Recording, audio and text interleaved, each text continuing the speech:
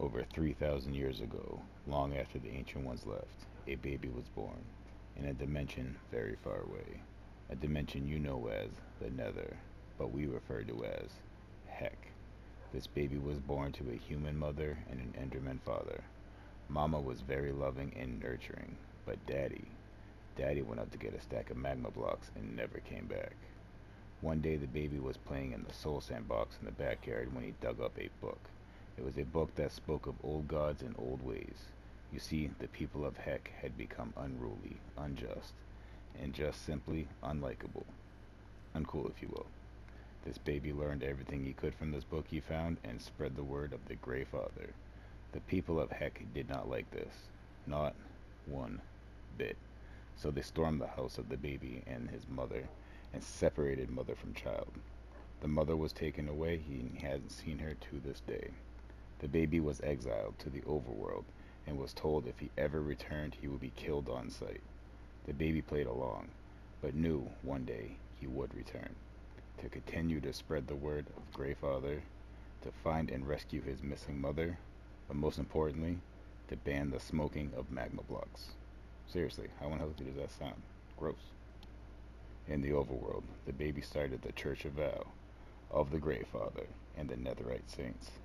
And with his clerics and librarians, he spread the word of the old gods and the old ways until his power reaches unimaginable limits and his gear fully enchanted with all the best enchantments, diamonds goodbye.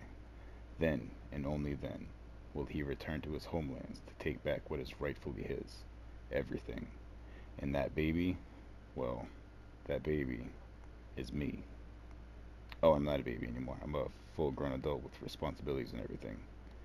And I know what you're thinking. You're thinking right now, what is this guy? Some kind of nether Jesus? No. If you remember, I said this happened over 3,000 years ago, way before that guy came up with that story.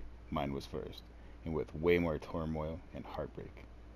So if you're interested in seeing this story unfold, like, comment, and subscribe, and I will see you in the next Sunday service. Hey, I hope you like that. Now that I got the lore out of the way, let me introduce myself. My name is Val.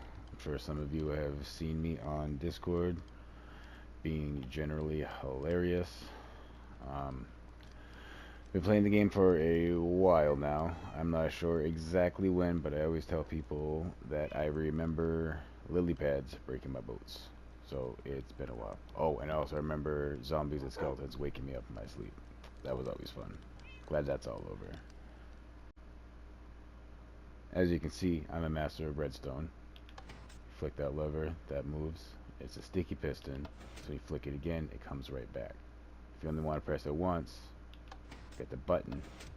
Pretty cool. But here's the cool part. If you want to do it hands-free, we got this pressure plate. Riveting, I know. I'm also a master of PvP.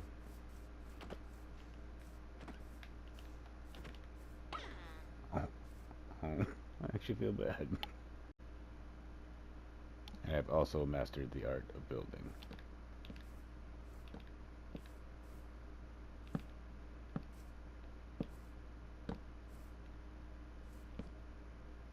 Yeah, I live in that. But in all serious, I do enjoy building small churches, tall towers, chonky towers, and of course, unfinished towers. I am a collector. I enjoy collecting mobs. Basically every mob. Especially cats and dogs. Definitely got a lot of dogs.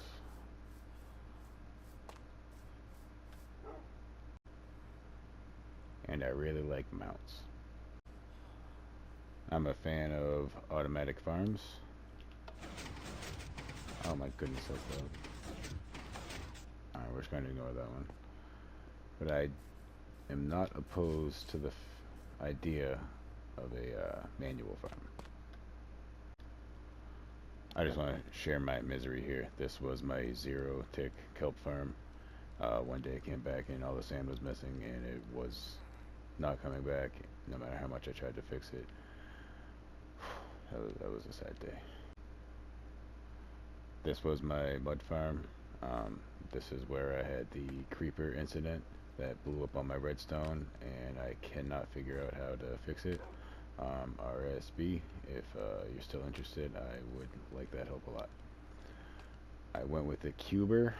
I know in RSB's design he had it go in the opposite direction, but my lovely kelp farm was over there, so I figured out a way to flip it backwards.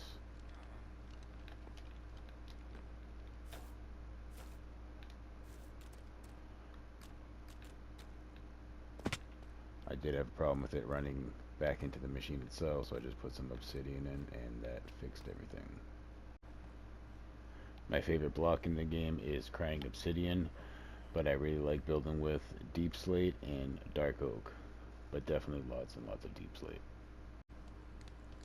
I am a fan of spooky lore, so these are my versions of Herobrine's pyramids. This is my enchanting setup. I am a big fan of particle effects. I'm starting to figure out why my game lags so much on my realm. This is my coffin that I sleep in every night. Very cozy. I suggest you get one. If you ever come and visit my realm, stay away from this place. I swear it is haunted for real. This is my XP gold farm. I came up with this design on my own.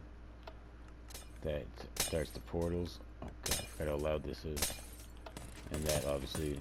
Oh, shut up. And that one obviously is the tridents. Underneath here, collects all the stuff, the loot, that's the word. I put it on the item sorter, flesh, gold, and then everything else goes in here, down this line. Behind it I set up a little lava farm. It's not very big, but it's more than enough to keep this going.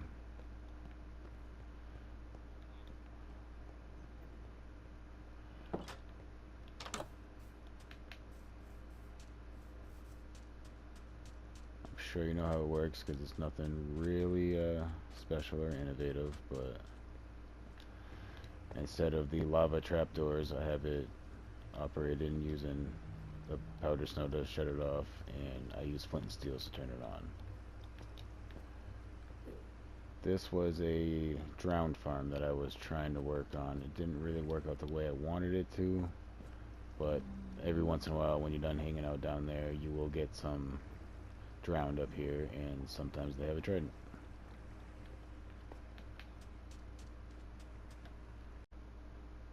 Cactus farm. Bigger cactus farm. That's my bamboo. I have not played on this realm since Autocrafters came out, but I am going to do some stuff with that over here. My sheep. The same basic farm everybody else uses, nothing special. But I do all my storage underneath. So got all the colors there. I'm sure you get it. I try to come up with mini games. This is my chicken fight. The idea is you hold seeds and you have a chicken follow you around on one side and your opponent's on the other side. These are full of arrows and they shoot each other. Last chicken wins. Innovative. I watch a lot of tutorials on YouTube. Basically all day long. If I'm not playing, I'm watching. This is sort of an amalgamation of a few different tutorials that I had seen. So I kind of like how it worked out. I don't stress over maximum efficiency. If a farm works, it works, and I just go with it. Doesn't need to max out. And down here is the real reason you want me on your server. I spend roughly 80% of my time down here. I love strip mining. It just goes on and on and on. So that means I have lots and lots of diamonds. So many diamonds, in fact, that I build stupid little pyramids. Pointless pyramids. And yes, that is solid all the way through. I don't want to build pyramids. I want to spend them in your shop. And please don't judge the editing of this too harshly. I am doing all of this from my PS4 alone. It's my first time ever even trying this, so I'm not sure how it's going to end up in the end, but this is what I got for now. I do have plans on getting a capture card and working it through my laptop, doing it, the professional way, but this is what I got for now. I do think I'd be a good fit for the server though, because there has not been a single member that I have had any kind of disagreement with. I like everybody's content, and most importantly, I have to say, Renee has my undying loyalty. She brought me into The Conjuring when no one else gave me a shot, and I truly appreciate that, and I will never forget that. So that's all I have for now. I hope to hear from you very, very soon. Thank you very much.